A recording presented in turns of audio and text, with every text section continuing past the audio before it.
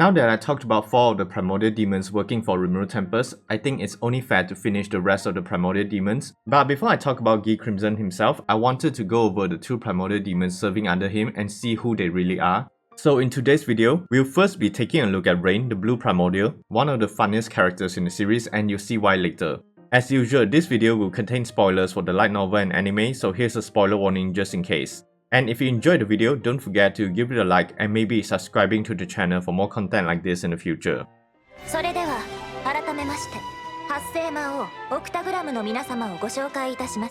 So who is Raine? She's basically one of the 7 Primordial Demons, considered to be the oldest and most powerful demons in the Tensura World, and she was known as the Blue Primordial Bleu before she acquired her name. And during her time in the Underworld, she became best friends with Vert, the Green Primordial, and wanting to overthrow the Red Primordial Rouge, she enlisted the help of Vert and they decided to challenge him. But in the end, both of them were utterly crushed by him, even having their cores destroyed. However, for the Primordial Demons, they can never be killed even if their cores are destroyed, and they can simply revive after a period of time with all their personalities intact. But following the unspoken rule of the demon race, because their cores were destroyed by Guy, they decided to serve him for all of eternity as his loyal servants when they were revived. Now, when Guy was summoned to the material world by the Super Magic Empire and had become the first true demon lord, he summoned Raine and Misery to the world as well, giving them the orders to wipe out the nation that has summoned him from the face of the earth.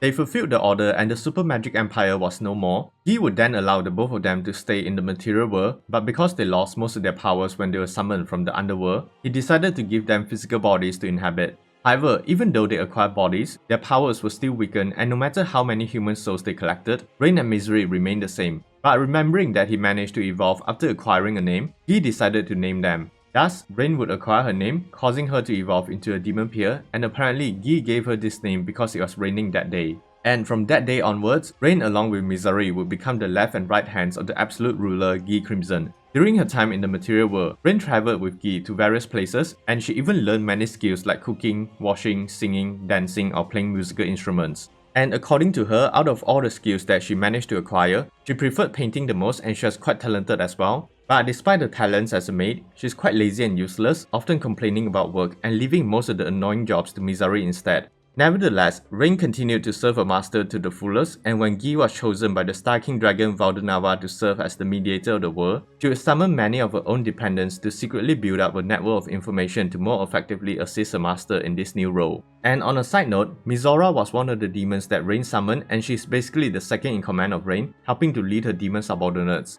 Mizora is also a demon in the Archduke class, which is similar to Moss, the lieutenant of the White Primordial, but in terms of power, she's still weaker than Moss, although she does make up for it with her fighting experience. But sadly, unlike Moss who has a very capable master like Tessrosa, Mizora has to always deal with idiotic and reckless behavior of her master Raine, even sometimes needing to do her job. Also, since I mentioned Tessrosa, Raine had apparently encountered the White Primordial Blanc in one of the eastern nations during some point in time and engaged her in battle. It wasn't explicitly stated how the battle ended, but it likely ended in a draw between the two because she had around the same strength and powers as the Demoness trio.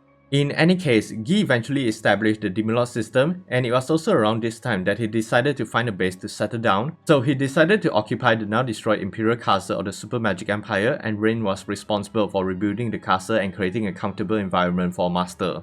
But back to the Demon system, Raine helped to spread the idea of the system through the subjugation of various powers like local gods, demons, and margins. And whenever a new Demon Lord appeared, Raine would be the one to recruit them into the council, which led to the creation of the Walpurgis Banquet. Also, Raine and Misery would serve as guides for other Demon Lords like what we saw in the anime. Speaking of the anime, Raine made her anime debut in Season 2, and in episode 22, she acted as the host for the Walpurgis Banquet called by Demon Lord Claimant, but her screen time was quite short. However, in the light novel and the later parts of the story, she does get more time as a character, so I'll be going over some of the events involving her. Obviously, like I said, she was the host for the Walpurgis Banquet we saw in the anime, and after Rimuru dealt with Claimant, the remaining Demon Lords were treated to a meal prepared by her and Misery. The next time we see Raine again will be during the incident with Granbell Rosso in the Holy Kingdom of Lubarius. When Granbell attacked Rimuru with his forces, he had realized that the balance of power within the western nations was in danger, so he ordered Raine and Misery to invade as well so the humans would unite and stop fighting. Raine would arrive at the outskirts of Lubarius, and she intentionally made her presence known so that the Black Primordial Diablo could detect her. Diablo soon arrived and should engage him in battle. She attacked first with her nuclear cannon, a physical attack which uses her fist to launch magical missiles infused with nuclear magic. But Diablo simply dispelled all her attacks, and the battle was decided when Raine was caught inside his multi-stage disintegration spell. Raine was defeated, but it was only a clone created from her Miss ability, which allows her to create clones that can access all her abilities, but the consciousness is only retained in the original body. The real Raine appeared with Guy, and after exchanging a few words with Diablo, they both left and the incident with Granbrau also was resolved. Later, during the Tempest Federation's war with the Eastern Empire, Diablo had asked Guy to visit, and when he arrived, he was accompanied by Raine, Misery, and the True Dragon Valzad. Rimuru threw a small party for them, and they were impressed by the desserts that Shuna made, so Guy asked Rimuru to allow Raine and Misery to train under her, which he accepted. Of course, besides baking lessons, Guy asked Rimuru to awaken Raine and Misery into true demon lords because no matter how many times he tried, it always failed. The reason is because their nature was altered after receiving their names, so in order for them to awaken, you needed to adjust the souls to match their new wavelengths, only then it would work. So Guy asked how many souls were required, and Wisdom King Raphael tricked Rimuru into asking for 500,000 to scam Guy, and they actually only needed 200,000 for Raine and Misery to awaken. But regardless, Rimuru started the Harvest Festival ritual and transferred the souls into Raine and Misery. And because she had met the requirements to awaken, she doesn't need to be connected to Rimuru through a soul corridor. The Harvest Festival was successful, causing Raine to awaken into a true demon lord and evolving from a demon peer into a devil lord, the highest evolutionary stage of the demon race.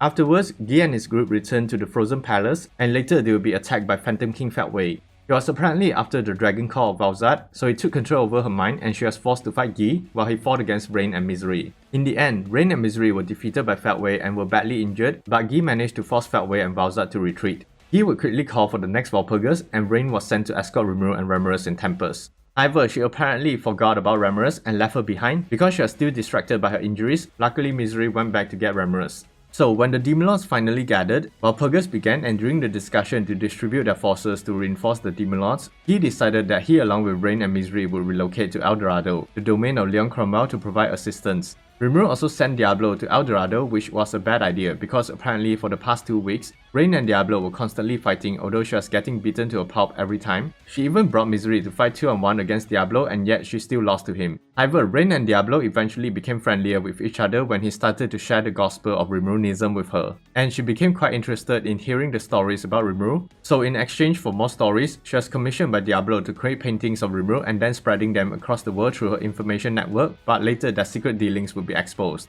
Also around this time, Raine had gotten strong enough to fight even Leon Cromwell. Now, having said that, Feldway eventually led his forces to attack El Dorado, and Raine's interaction here was probably the funniest in the series. Because during the battle, she and Misery had encountered the two fallen angels Pika and Gracia, but she didn't want to fight due to the cold weather created by Valzad. She started complaining, and soon both the fallen angels followed as well, but what she did next was hilarious. She basically used Freezing Hell Cocytus, a powerful spell that is considered to be very dangerous magic, to create a block of ice, and then Gracia used her icebreaker to help create an igloo. They would go inside the igloo to chill, and Raine proceeded to chat with the two fallen angels like it was nothing. She even told them how Rimuru awakened her and Misery. But it wasn't all bad because Raine did get some useful information from them as well, like how they are being controlled by the Mana Smiker and the full extent of the enemy forces. Maybe Raine is secretly a tactical genius. Although afterwards, they just continued to talk about random bullshit, and what's worse, Raine started to roast some sweet potatoes and drink sake with them. This is a good example of why Guy thinks that his subordinates are useless idiots, and you know what, Raine is definitely the Aqua of the Tensura World with the way she behaves. So it wasn't surprising that after the battle in El Dorado, Raine was reprimanded by Guy, and even when confronted, she just denied everything. Mizora even tried to plead with Guy to release her master, but he was having none of it and rejected her. She didn't continue because she knew her master was a lost cause. Raine really is a dumbass, but hey, at least she managed to get some useful information about the enemies. But jokes aside, it was kind of disappointing. We don't really get a chance to learn more about her skills and abilities, so maybe in future volumes we'll get some more information about it. Also, I highly recommend reading the side story in volume 17 because it actually tells the events evolving Raine through her own perspective, so it's a good way to give you a better understanding of her personality and thought process as a character.